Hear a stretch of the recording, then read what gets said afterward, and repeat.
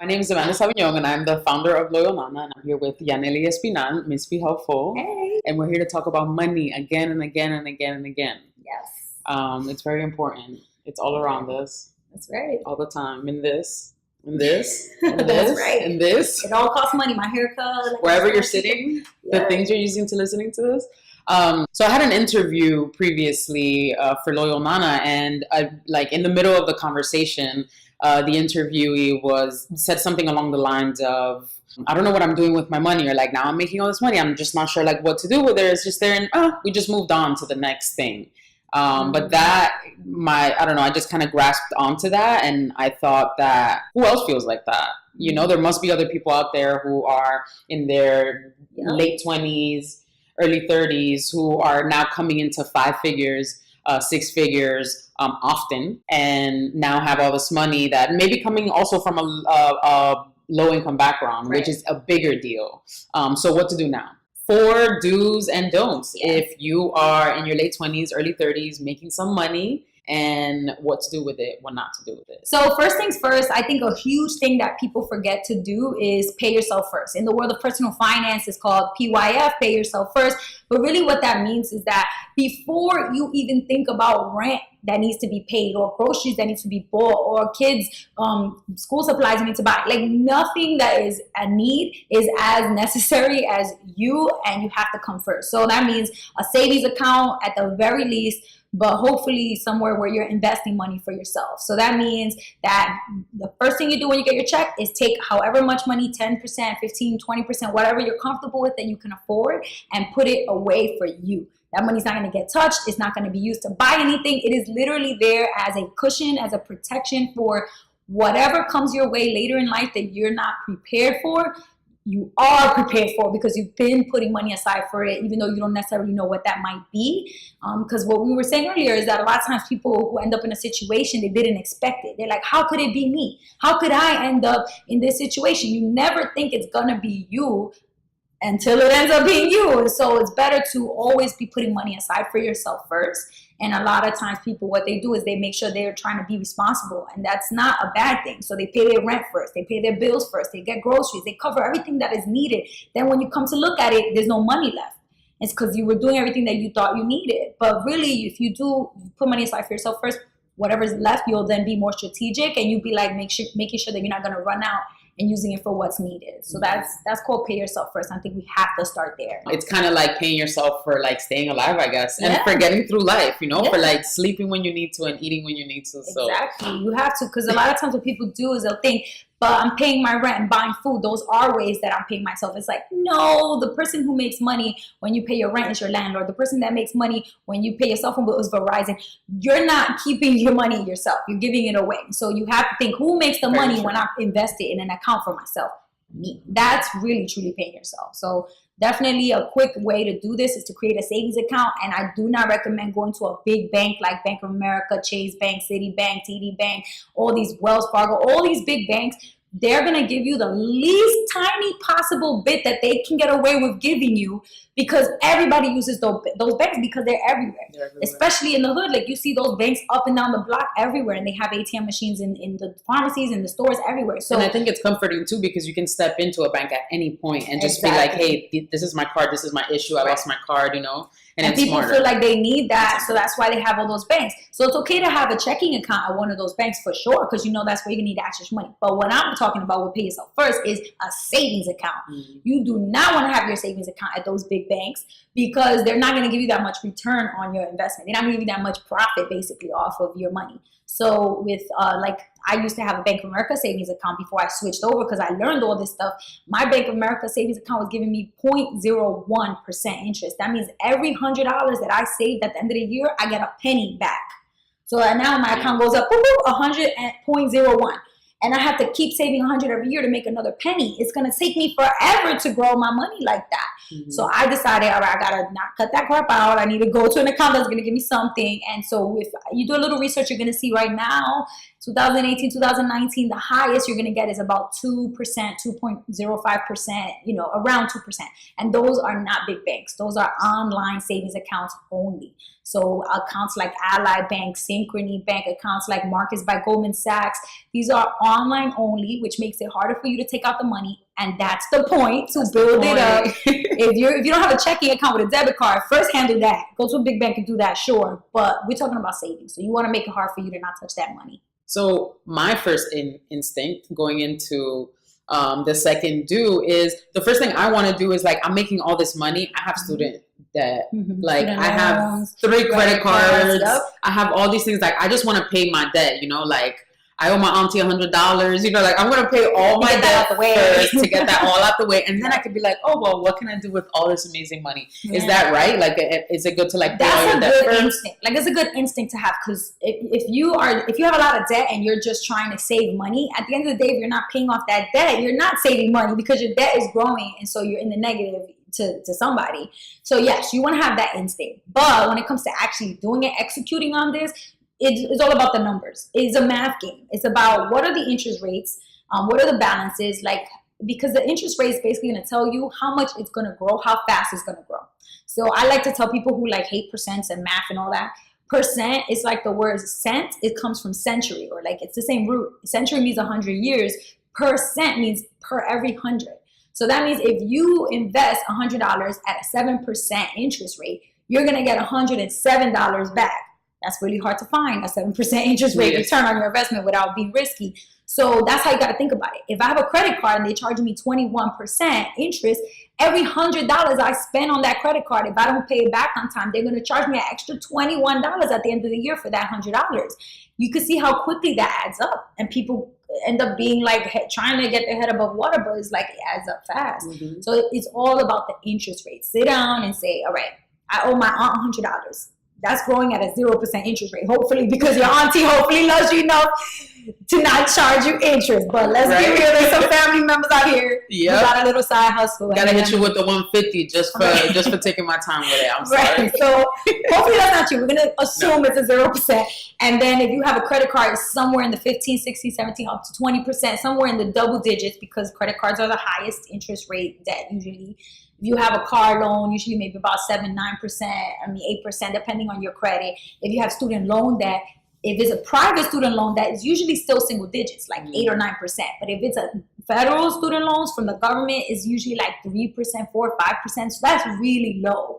There's no way you should be paying off your student loan debt first before a credit card, because credit cards are growing 15, 16, 20%, and your student loans 4 or 5%. That's much smaller. That's much less interest. So you shouldn't really be worrying about that as much as your credit cards. Is that why people call student debt like healthy debt? So people say it's good debt. No debt is good. I was going to say that. It's like tobacco, you guys. No cigarette is safer. Thank you. Let's be real. Calling it good debt is just a way of helping people remember that some types of debt are a little bit lighter to worry about, which means if the interest is really low, worry about high interest rate debt first. So that means even if you only owe $100 on your credit card, and you owe $5,000 on a student loan, you should still tackle the credit card first, even if it's not that much, because the credit card has a higher interest rate.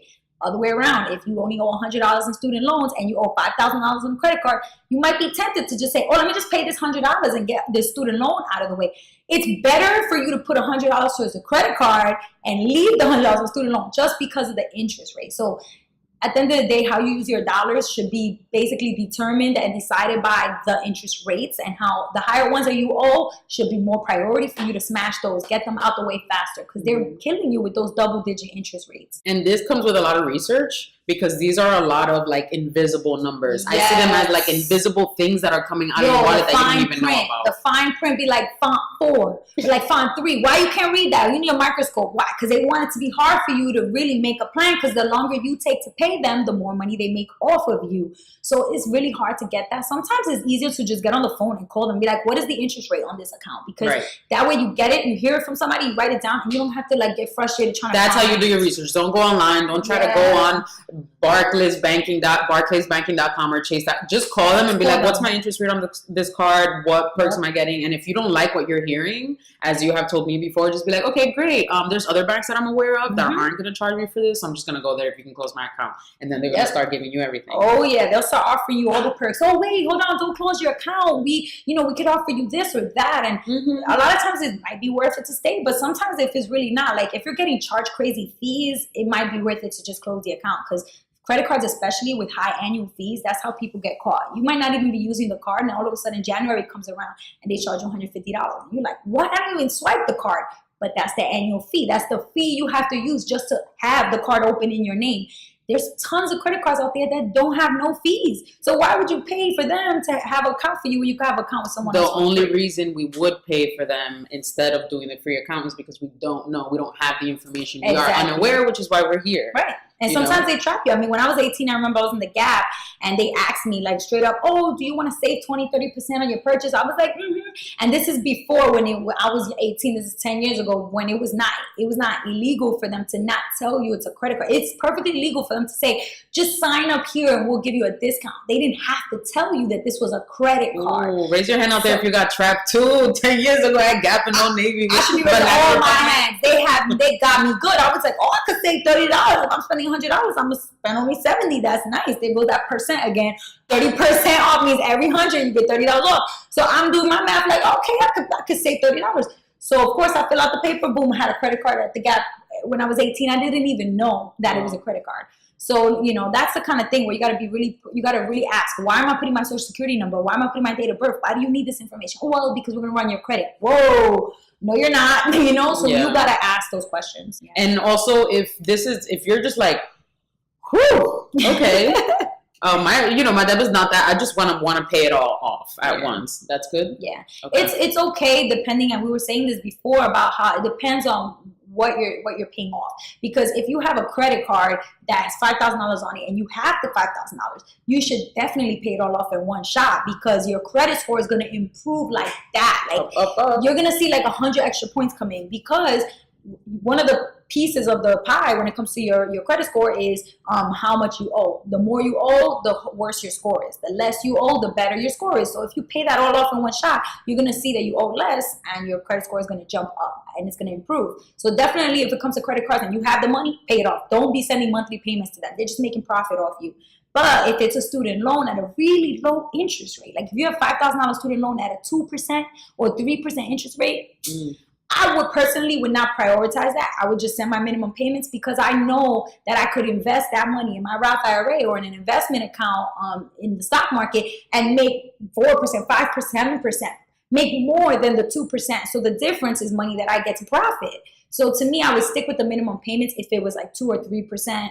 If it was higher than 5%, 6%, I would say, okay, at that point, I think I should just pay it off because it's really hard to get 4 or 5% guaranteed anywhere. The best place you're going to get 5%, 4% guaranteed is like a CD, which is at the bank is called certificate of deposit. So you just have to freeze your money for a certain amount of time, usually like a year or more that you can't touch it. And then they usually give you like 3% or something like that. So, if there's products like that out there, I would much rather take advantage of that than be giving my money to the government. There's no rush. They don't need my money right now.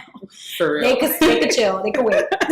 Especially because I went to school because in order to get a job at this country, I do need some kind of certificate and education and schooling, which is what I use that money for. So yes. So they could y'all could wait. Yeah, they could definitely wait. Okay, so the third thing that you want to make sure you do is you want to support your people. There's definitely going to be your moms, your uncle, your cousins, your little brothers and sisters who are going to need support from you, especially if you're the one, that made it out or whatever they say. You made it out the hood or you made good money. You're the one that's the example for everyone else.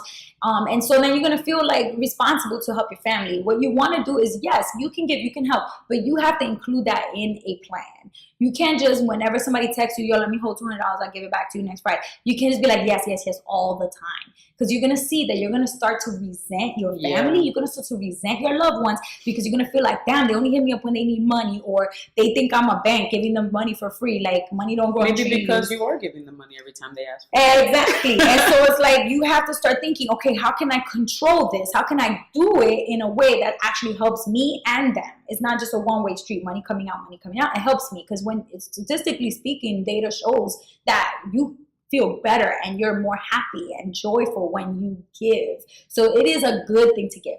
What we would say is do it by including it in your plan. I like to put a little bit of money aside every month into my savings account. And I just know, like in my head, I'm like, every month I'm putting $20 aside. And by the time 5-6 months pass, I have $120 extra. Now, if somebody hits me up, oh, can you let me hold $40? It comes out of that. It's not going to come out of my money that I've been saving for fun or that I wanted to invest or that I wanted to use to buy new AirPods. I'm not going to take my pleasures and give it to them. I'm going to take it from the little stash that I've been putting aside purposefully for helping my family out when they need it. And for me personally, that's going to help mentally because I wrap my head around a lot. Like, what if I'm too greedy? Or like, what if, you know, they think this, or what if they expect more from me? Or what if, so I feel like if I had this fund that I set aside for giving and someone hit me up like, yo, you got, you know, my sister or my mom, like, oh, you got $50 or, you know, take it from there, just $60. I'll be like, why, yes, I do have $60. And it feels good. Yeah, and you just skip the whole thing. You skip the whole, okay, you don't think, or you think that. Or what do you need it for? It's like, honestly, I don't even care. Now when my family asks me to let them hold money, I'm not going to be asking questions. If I give, it's because I know I'm giving it because I can afford to give it. It's the only way to give. Yeah. So don't ask no questions. Give it as a gift. Don't ask questions. And if it comes back, great. If it doesn't matter because you have been putting that money there to give. It's a giving fund, like a little family giving fund or whatever you want to call it. So for me, it works really well. It doesn't stress me out anymore. Like it used to stress me out. Like I used to be like, oh my God, like people think. And what about Christmas? And Christmas, same thing. Yeah, like, if you don't have $3,000 in there to spend on all these gifts, $3,000 worth, then don't, you know? Just don't do it. Yeah. To me, it's like I've been purposely putting money aside little by little. It doesn't hurt that way. Little by little adds up though. And when you need it for something, Christmas, for your family, for whatever, it's there. So people like to wait till the last minute, and money is the one thing you do not want to procrastinate with. You can procrastinate on your papers and your projects or whatever you got to do for work, but when it comes to your money, do not procrastinate with your money. Yeah, and the best way to do that is that you know December's coming again. And it takes about 12 months to get there in each of these months. It's not a surprise when December comes every year. Exactly. So this is the way that I'm trying to get better prepared with money, is having faith and believing that there's a structure here and that time is coming and that there's going to be another Christmas and yet another year, and that can help me better prepare for a giving fund, you know? Help your family. Nothing wrong with that, especially if they are active in your life and, you know, they cook for you and shit. I don't know. Yeah, family help you out. We love the word budgeting so much. Everybody loves to say they're on a budget. Oh yeah, I have a budget. Right. On Friday night, nobody wants to be in the house budgeting. It's not. It's just like, come on, people don't like it. On Friday night, nobody wants to be in the house budgeting. It's not. It's just like, come on, people don't like it. And honestly, the word budget has such a bad reputation now that people hate it so much, because it's just been overused so much. Like everyone needs a budget. You need to be on a budget, on the company budget. This is not in our budget. And it's like to this point where people just feel like negative emotions when it comes to the word budget. It's like, oh, it's restricting. It's like, oh, why do I have to do that? I just don't want to do it. It's a lot of work and it's not fun. But what I was telling Amanda earlier was that I recently changed how I budget. But so I think there's two things that are really important to consider before you figure out how you want to budget. If you're the type of person who is a hot ass mess, and this is no judgment here, because that literally was me. I knew I was a hot mess. And if you're a hot mess, chances are you know you're a hot mess. Usually you're not a hot mess walking around thinking you're hot shit. Like you usually know you're a hot mess. Yeah. And so if your numbers never add up and you don't have money at the end of the month, or you never can figure it quite right, that means that you're kind of a mess. And so what you need to do is actually be really strict. The only way you're going to be able to train, it's like a dog that's not house trained. Every time you bring your friends over, the dog's biting people, running around, acting crazy. You can't be loose with that dog and be like, I know, puppy, come here. Like that dog needs training. Like you need to train that dog so that it can sit still when people come over, doesn't attack people and get you in trouble. That's how you need to treat yourself. Like you're a wild little dog who needs training. Get on a strict budget. Get on a strict plan. But the nice thing about doing that is that once you do that for enough time, you become a well-behaved puppy. Yeah. You become the kind of person who, like, you are all right when it comes to spending. You're not tempted to spend your money like crazy how you used to, because now you have some training. Now you have some structure. Your budget teaches you how to act with your money. Now people want to come and pet you and be like, oh, such a beautiful dog. And you're like, and you're like, I'm good now, thanks. I'm good now. Where's mom? But the thing is that It's so true. The analogy is perfect because once you get to that place where you feel like you don't need anyone and you don't need to depend on anything or anybody, because internally you have like a little compass that tells you like, I'm always going to do what's right for me with my money. And so it takes a while to get there. Like, don't get it twisted. It's not like overnight success. You do a budget one day and the next day you're, like the clouds are parting, sun is coming through and you're a budget queen. Like, no, it takes time and it's hard. And sometimes you're going to not stick to it and then you're going to come back and it's like a diet. Like it's a lifestyle. And what turns us off about budgeting, I don't think it's just the limit. It's just more of the work around it. Like, so I can only do this much shopping this month, this much eating out, this much, for bills, and then this much for travel and the entertainment. And that's the hard. And it's true because the thing is that to me, that's when it gets really complicated. But again, if you need that structure because you're a hot mess dog, then you need to do it. You're right. But once you do that for a little while, all those categories that people come to hate, like, oh, here's so many categories, so many this and that, you eventually, you can do away with that. So the way that I've been budgeting recently is I can trust myself with my money. I know that I've budgeted hard for like years now. So what I do is I take off the top everything that is really important that I need. Needs do not mean just rent, food, and bills. That's what most people say is what their needs are. Roof over my head, food to eat, and my bills are paid, so my electric don't get cut off. Right, but there's other things that you need too. Before that. Before rent. And that's what, it kind of goes back to pay yourself first. So for me, what I do is my investment is the first thing that I do. I am so like hyper obsessed with making sure that I'm never going to be poor again. Like, I'm not going to be like, I'm not going to be out here begging for people to let me stay in their crib or out here like struggling to get food, or I don't want to live like that again. Like, I was broke in college, I was poor growing up, and I already know that there's a better way to live. So I'm going to make sure I'm always planning for that life that's a little better. This is the true definition of securing your bag. Exactly. Don't be fooled out there by what you think or people say is securing your bag. Like, securing your bag is making sure that you won't be poor again, so that you can live how you want to live. And you know how you use your money, which is why you know you want some and you want a lot of it so that you can use it how you want. And there's another thing that goes with this is that people think that money makes you bad or that money is a bad thing. And then it's like, especially when you grow up poor, a lot of times you have these associations with rich people that you start to hate them. You start to hate money. You know, it's like once you wrap your head around the fact that the more money you have, the more good you can do, the more people you can help, the more you can give without it hurting you, you realize that you got to flip that idea on its head. Money doesn't make people bad. Bad people use money to do bad things. Good people use money to do good things. And if you want to do more good, more money is only going to help you do more good. So I realized recently, like, I have to do away with those thoughts about money being bad and rich people being bad. That's not true. It's just what am I going to do with the money when I get it? And the first thing I do is invest. So I have my Roth IRA. I just posted on Instagram today that I use Betterment, which is a robo-advising platform, and they invest for me. I'm very passive. I just put the money and I forget about it. And they invest it for me. They do the dividends. They reinvest all the stock market stuff that confuses people. I actually don't worry too much about it. What's like the minimum that you can put in, that you can $0. invest? You can start the account with no money. You can put 25 cents, 10 cents, $1.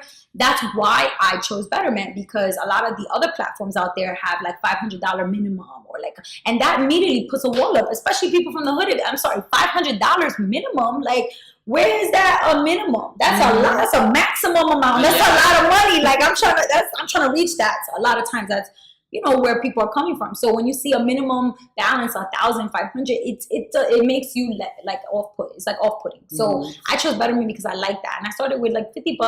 Then it got $200. Then once I started making more money, I was like, all right, now I'm going to OD as much as I can. And that's how you pay yourself, by investing into things that are going to get you more money later. Exactly. And for me, I choose the stock market. A lot of people can choose different things, but I've done my research and I know like 20 years, 30 years down the line, the stock market is going to give the average American the best return on their investment, better than real estate, better than banks, better than your saving it in your house. God, please do not do that because cash is losing value. So better than really anything. So for me, I'm like, all right, my Roth IRA, which is the account that I chose, it has a limit. Every year you can only put a certain amount because otherwise people will be putting everything in there so it could grow, right? So they have to cap it. So for this year, 2018, the cap was $5,500, which was like about $458.33 every month. I made sure the first thing I did when I got paid, automatic transfer, $458.33 goes directly into my Roth IRA with Betterment. And then everything else happens. So then I look aside, okay, I gotta pay my rent, gotta pay my bill. But I make sure that gets invested. And I have a savings account. Do you do that every month or every check? Every month. Every month. But you can do it every check by dividing 458 divided by 2, like 220 something every check. If you want to max out your Roth IRA, if you can afford to. I definitely think people should if they can afford to. So I just put up on Instagram today, Betterment emailed me and said, hey, you maxed out your Roth IRA. You just hit the 5,500 today, because I put every, from like the June to now, I changed it. So every Friday they were taking out a certain amount so that it could hit it, because it just made it easier.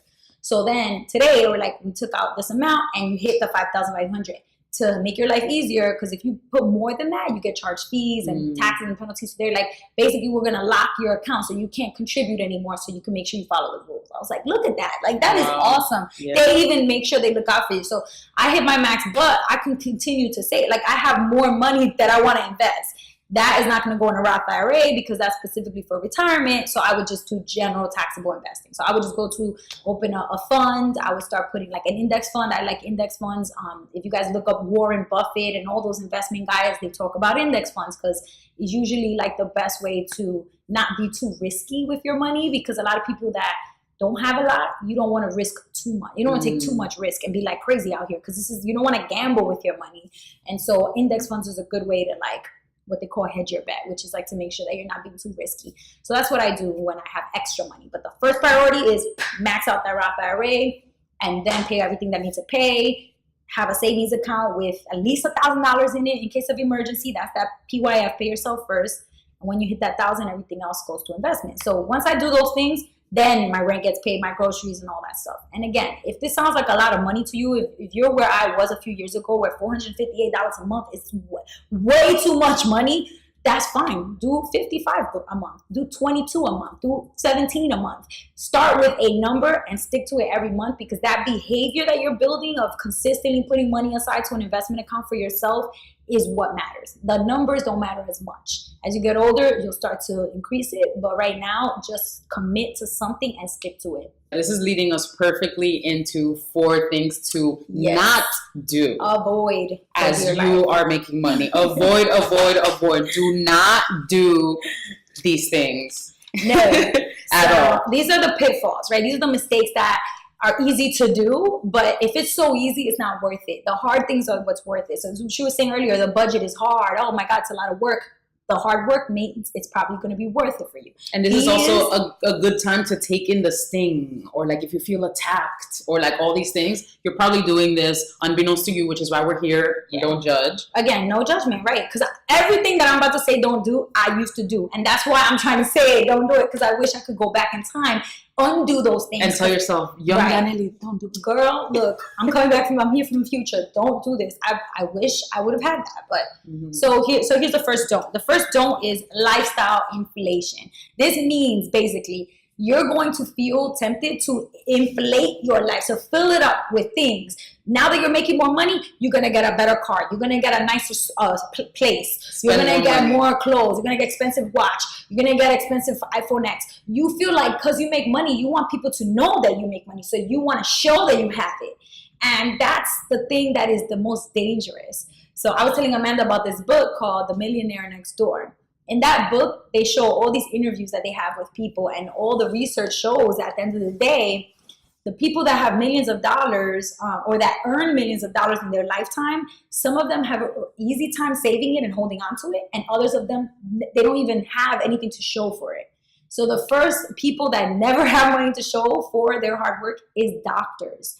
And that's crazy, because when you think about doctors in our society, they're like respected. They're the ones that make all the money. They're the ones that work really hard to have this professional career, that went to medical school. You respect them immediately. And the fact that I learned that, like, dang, these doctors never have anything to show. They lose, their net worth ends up being really low compared to other professions, lawyers, businessmen, whatever, teachers. And sometimes even like construction workers and like blue collar jobs have more net worth than doctors at the end of the day. Yeah. Because lifestyle inflation. When you become a doctor, you've been struggling through medical school and through your residency, living on like ramen and struggling, right? And now you're finally making 6 figures. So what do you feel like you need to do? You need to get the doctor lifestyle. You need to have the nice car, the nice house, you know, especially because you're working in a hospital and the other doctors are like, oh, we live in, Norwalk. Where do you live? Oh, there's a house available down the block. So now you're rubbing elbows with these other doctors and you feel you got to fit in and keep up with them. And this goes for anybody, even if you're not a doctor. If you go to the office and people around you are talking about their car that they drove into work, or you see on the lot, everybody has a fancy car and you don't, you're going to feel tempted to do something to fit in more with your job, with your coworkers, with the people around you. And if you can resist that temptation. Or understand that two cars going to one place are going to get to the same place. Exactly. And just because that person can pay for that car and drive it doesn't mean they can afford it. You could pay for stuff, doesn't mean you can afford it. So, how much debt might that person have? What their auto loan might be, what their interest rate might be, how it's growing. Like, so you think that when you see somebody that you can read their situation, and that is not true, because somebody can have $1 million house and owe $4 million in debt. Mm-hmm. So this is really important. Do not let other factors around what you're seeing and this goes hand in hand with the phrase that they say is keeping up with the Joneses. When you see the people next door get a nice car, you want to get a nice car. When you see the people next door get a swimming pool in their backyard, you put a swimming pool in your backyard. You see the people next door remodel their house, you want to remodel your house. It's like this constant competition. If you see homegirl down the block just got a pair of Jordans, you might be like, a pair of Jordans that cost $450. But like for real. Then you want to go and get them. I used to do, but back in my day, Jordans were like $250. I know we used to do this. We were about this life. It was the only reason why I should find pictures so I can have proof, because people probably don't believe me. Like, nah, girl, not you, MissbeHelpful. Trust me, yes, me. I had the Lady Anichi jeans, the baby fat shirt, the Jordans, the Rockaway Velour, the Rockaway coat with the fur. Like, but the thing is, now I think back. First of all, where are those clothes? Where are those sneakers? Quién sabe? Like, I don't even know. And the thing is, like, I don't know. The value that it brought to my life was so fleeting and so short. It's not long lasting, so it's not worth it. And I mean, I know if you're out there doing this right now where your clothes mean a lot to you, that's fine. But just make sure that you're not letting it get out of hand to a point where you never have money because you spend it all on clothes. You want to have a clothes budget, a clothing set. All right, I'm going to let myself spend $150 every month on whatever clothing item I want. If the clothing item costs $300, then it's going to take me 2 months before I get that thing. And you got to be willing to do this kind of thing. Otherwise, you always be borrowing and begging somebody to pay somebody else back. And if you're fueled by other people's flying, you're just like through your phone and you're just like, wow, why are these people so flying out of these things? You'd be like, you know what? I'm going to go ahead and pay myself. Yep. Do that instead. Yep.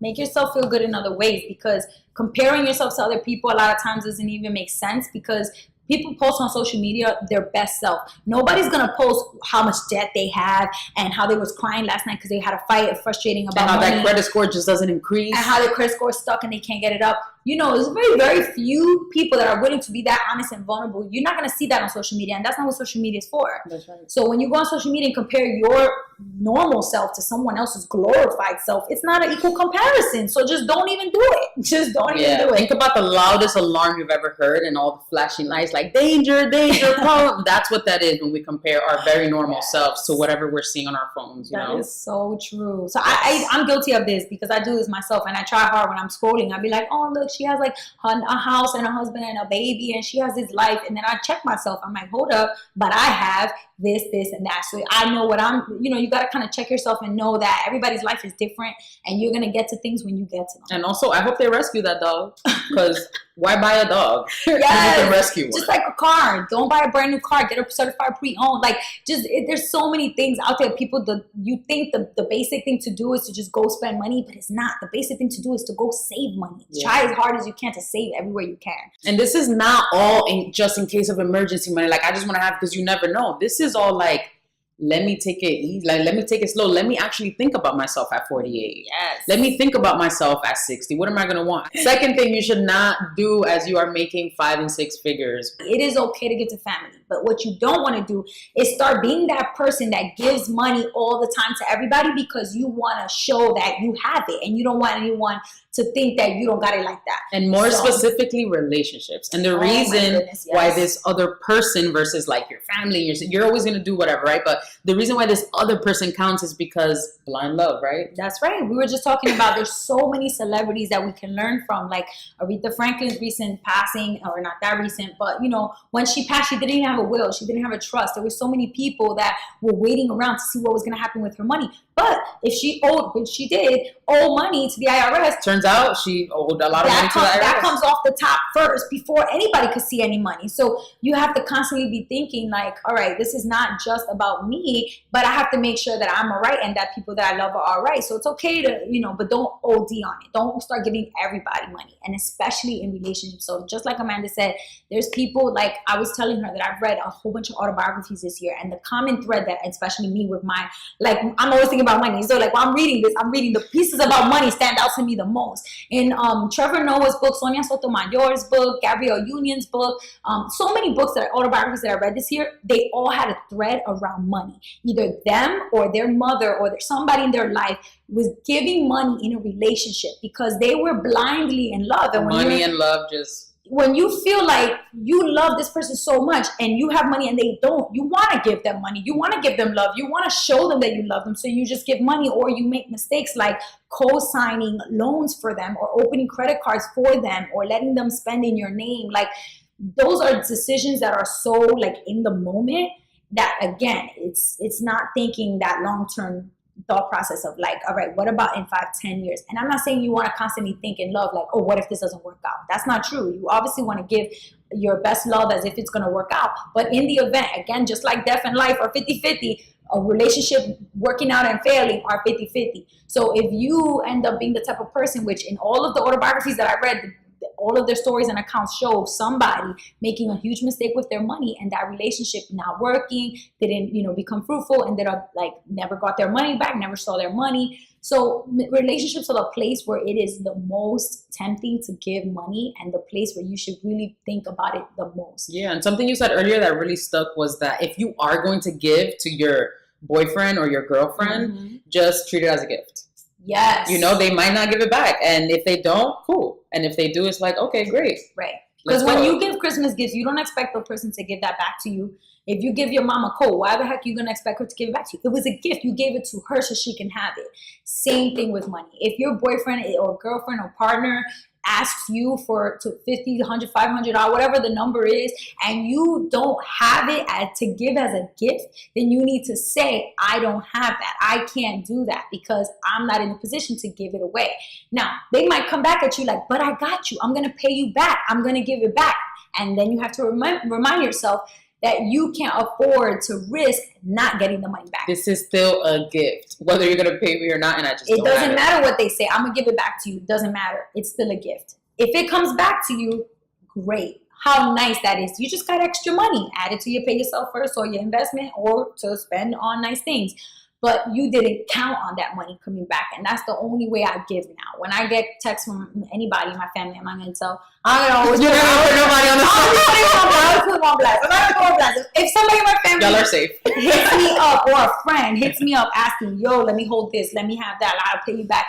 I only give it if I tell myself, if I never got this money back, I wouldn't be struggling. It wouldn't hurt me. And that's the only way I give. So I lend or give, like, is by just giving. And then most of the time, all the time I get the money back. There's been very few instances in my life where somebody that I lent money to or gave money to didn't give it back. And that's fine. It's a learning experience. But now I learned from that. And I'm like, all right. That's why they say don't mix business with family or business and friends, because money is business. At the end of the day, you have to operate like you are a business, and the money that you bring in and bring out, you have to make business decisions for yourself. So, and I think the reason money is like that is because there is a general idea around how to get it. Work, then you kind of get money. So whenever someone else doesn't have it or you're asked to give it, it's just kind of like, yeah, but we all know, we all struggling. We're all in this. We all got to be out here, you know, at the crack of dawn, or we all got to get up every day and go to work. We got to make money. So it definitely is hard to do this because you're, again, when you're in love, a lot of times you're blindly in love. So you just want to give. And how are you going to tell me not to give my partner? Well, are you kidding me? I love them so much. I'll give them everything. And it's like, you gotta kind of try to think a little bit less with emotion and a little bit more with logic and reason, because a lot of times the people that we were talking about, autobiographies, famous people, anybody will say, I never thought it would be me, you know? So always come back to the idea. People end up in a situation where they never thought it was going to be them. So be really careful with that. Only give money to a partner if you can afford for it to not come back. And I know a lot of people, like, especially in the hood, a lot of people like to hit me with my cousin, my little brother does this all the time. Yo, we don't got that much time on this earth. What if I die tomorrow? And it's like, valid question. That is a fine question, but does that mean that you shouldn't plan for if you live? You need to have some faith that, hey, either way, tomorrow I could go on the street and die. Tomorrow I could go on the street and live. Mm-hmm. So I should plan for either one. We should also gather data that we already have, which is that we're here today and it's been about 28 or 29 years and the sun comes up every day. If you're generally healthy and you're generally pretty active and you don't have any pre-existing conditions that are going to like cause you a lot of health problems, chances are you're going to be all right. Unless you go drunk driving, be safe and you'll be all right. Yeah, mixing that with trauma, like actually believing that there's life and it's going to be better and you're going to live well. Those things are hard, which is we've both been through it. That's why we're here and that's why it's worth talking about. It's not definitely always going to be easy to just be like, oh, I'm definitely going to be living, or like, what about when I'm 35? No, a lot of people are just literally like, I'm just trying to make it till tomorrow. Yes. I'm trying to make it to next payday. I'm trying to make it to my next check.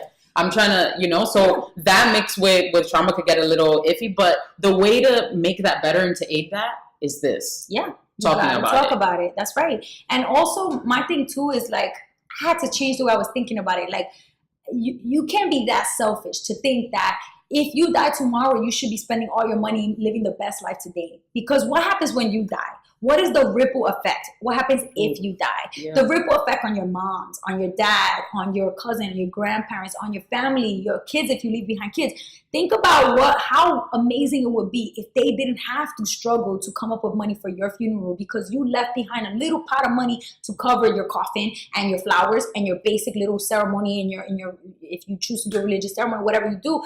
That costs money. You'll be saving somebody in your family the time of crying in front of a computer, starting a GoFundMe. They're already crying because you passed. Now you want to give them financial and emotional distress? Bro, it's just so much easier to leave something, even if it's not for yourself, it will come in handy for others. So I think that's a kind of a selfish way to look at it. Like, oh, but what if I die tomorrow? But what about everyone else around you that loves you? So if you want to live a YOLO life, put $50 aside every time you get saved. And then put it somewhere or tell somebody where it's at so that if you do die, they know where to go. How about that? Exactly. It doesn't have to be a lot. It's just to be something, because something helps somebody. If it's not you, it helps somebody else. And last but not least. Yes. So this one is going to be interesting because it's kind of like two pieces here. But this one is real estate investment because I don't know, like maybe you've seen this too, but I feel like in my family and in my community, I see a lot of times people talking about, but when are you going to buy a house? Why you haven't bought a house yet? You can get a good mortgage. You have a good credit score. Like, you have a good job. ¿Qué te pasa? Why you don't have a house? Or they associate property with like the max of like highest level of making it or having something true. Like you haven't really made it until you own your home, until you own property, until you own a building. And it's like, that is one way to, feel secure, to invest. A lot of times too, can be seen as an investment, but we have to be careful of how we view it. So what I was telling Amanda earlier is when you think about real estate, you have to ask yourself a very important question. What is the purpose of this real estate? Whether it's an apartment, a house, doesn't matter. If you're going to live in that real estate, in that property, in that house for 5, 10, 15, if you're going to live there every single day while you're paying off the mortgage, then that is not an investment. Mm-hmm. You need that. That's an expense. That's you need. You're gonna be putting the house together, painting it, buying stuff, furnishing it, buying for it, spending years in there for all the time. It's basically like me renting this apartment. Like you are gonna, if something breaks, I'm not responsible for fixing it. If you own your home, you're responsible for fixing it. You're going to start to spend money. You have to pay insurance on your home, property taxes, all like your mortgage payment every month. So you have to think, okay, all of this money is coming out so that I can have a place to live. So that is not an investment. But if you're the type of person who's like, no, I don't want to live there, I just want to charge people rent and collect money off that property, then you are thinking more of an investor, of an entrepreneur type thing. So you're thinking of a rental property, not a homeowner, a rental property manager. So they're very different. Yes. And they take a lot of work, both of them. And that's the important thing, is if you want to invest in rental property and collect money from your tenants, you got to be an active manager. You got to be collecting that rent payment from them. If their sink breaks and they call you, you got to go fix it, or find somebody to go fix it. It's a job. It's a basically full-time job, a lot of times part-time, full-time, but it's a job that you have to do. And you got to deal with people's personalities, and they might lie to you and tell you that they're going to pay you, and then they won't. You got to deal with trust, lack of trust. You got to deal with people destroying your property, not taking care of it because it's not theirs, it's yours. That makes you feel like, whoa. Yeah. I don't even want to buy property to live there, and I don't even want to buy property to own it. So exactly. Where do you... Okay, so then if that's how you are, which is perfectly fine, that's where I am right now. I want to have my freedom and my flexibility. And I also don't want to, put my trust in people. So I invest in REITs, which is the letters REITs. These are real estate investments that you can make where basically other people are building buildings, condos, houses, apartments, lofts, whatever real estate properties they're being built. And then when they make profit, you collect profit as well. And this is investments in the stock market, but specifically in real estate companies and real estate projects. I kind of like that. That's kind of like when your teacher assigns you to do a group project and you're the one that's doing, there's someone in the project that's doing all the work and you're just like, I showed up. Right. I'm here. I mean, that was exactly what that was you. I never did that, yo. I was always the one doing all the work. I always held my weight, but I just didn't always do all the work. Yeah, I held my weight. I organized. Guys, be quiet. Can't you see we're trying to get work done? That was me. See, so I helped, but I didn't do all the work. You had your role. You had an important role. Exactly. It was a manager. I don't know. Like cracking the whip, making sure everybody's campaign director, something like that. And I was the little one getting doing all the work and everybody getting the grade for it. But it's real estate investment is better for me. Okay, in my head down the line, I'm thinking I might want to be an active property manager, but not right now. So, and that's the kind of thinking you want to do. Is like, if you really just want to be chilling in the cut and you just want to profit, little profits from other people mostly doing the work, then REITs are great for you. The stock market in general is great for you. But if you don't really feel like you're going to be actively into it, managing, going there, being on top of it, and that sounds stressful because it is, that might excite you. If that excites you, that's for you, great. But at the same time, just be really clear on the fact that you are not going to be a homeowner if you're a rental property manager. And there is a fusion in the middle. There's a lot of people that buy a home, live in it, and rent out one of the bedrooms or the second floor, and that's fine because it helps you to offset the cost of your mortgage. But you still have to remember, at the end of the day, that's not an investment if you live there. You need that place. It's like your food. Food is not an investment. It is an expense. You need it to live. So you have to think of it that way. But I think a lot of times our communities, we just blindly look at real estate like it's an investment because we're going to own it. And it's like, we got to really iron that out a little better so that we're not just blindly thinking that, real estate is an investment. A lot of times you don't always make that much off of your house. In 20, 30 years, the average in America is like 2 or 3% profit after 20, 30 years of having a house. That's not a lot. You can make way more than that in the stock market. So again, you got to really understand everything when you come into it and have a full picture. Yeah, and this reminds me of like the popular ideas in life, like marriage and buying a house and like doing all these things, and like how it's okay to revisit them. Oh, yes. So next time you're in the sala and your aunt's like, ven acá, me dijo, ¿cuánto te va a comprar tu casa? And then just be like, actually, did you know that with property, there's 2 kinds of ways that you treat it? You're not home money. Yo no puedo hacer eso ahora. It's kind of like, right now is not the time for me to be able. It's okay to know these things and revisit them and then spread the fire forward, you know? Exactly. And be okay with not owning property. Because everybody doesn't always have to agree and do things like the same way. Some people see it as the right way, so this is the wrong way. It doesn't matter what way it is, it's your way. So if you have your idea of how you want to do things your way, make sure you're making an informed decision so that if somebody comes to you, you can counter and you can have a good, healthy debate. You don't have to always be like, feeling like people are making you feel like you're doing something wrong in life. Yeah, or like you're not catching up, or you're not quite there. Like you have to do all these life things that you haven't done. Right. No, revisit all of these things. And because society will do that to you, especially with these big conventional, traditional things. Like you're supposed to go to college, you're supposed to get a job, you're supposed to get engaged, have a boyfriend or girlfriend, date, get engaged, get married, get the house. And it's like, oh my goodness. And then throughout all of that, we have a body that we don't necessarily run, like it runs itself. Right. So it has other needs. You're in like autopilot, like to. you're just going through these steps because you're supposed to. But when do you stop and actually say, is this what I want? Is this really, do I really want to get this house? Do I really want to marry this person right now? Do I really want to, you know, have a baby today? Do I want, like, what do I want? I mean, if it's today, it's a little late. I know, right?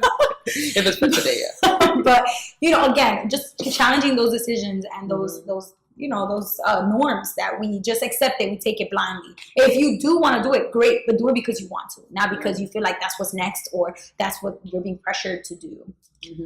And if at the end of the day, all of this still feels very foreign and it feels impossible, and you're like, real estate investment, REITs, or what? Like, at the just start by asking yourself, what are you doing with your money? What are you spending your money on? Yep. And from there, everything else is going to come, you know? I'm so grateful to know you because you teach me so much about this. I'm so serious. I feel so blessed. And there's so many people that I talked to from the interviews that we did, and they're like, I watch her videos all the time. Go to YouTube, MissbeHelpful. All of her videos are there. All of her channels are there. You're constantly putting out videos all the time on new things. So visit and loyalnana.com for more too. Thanks.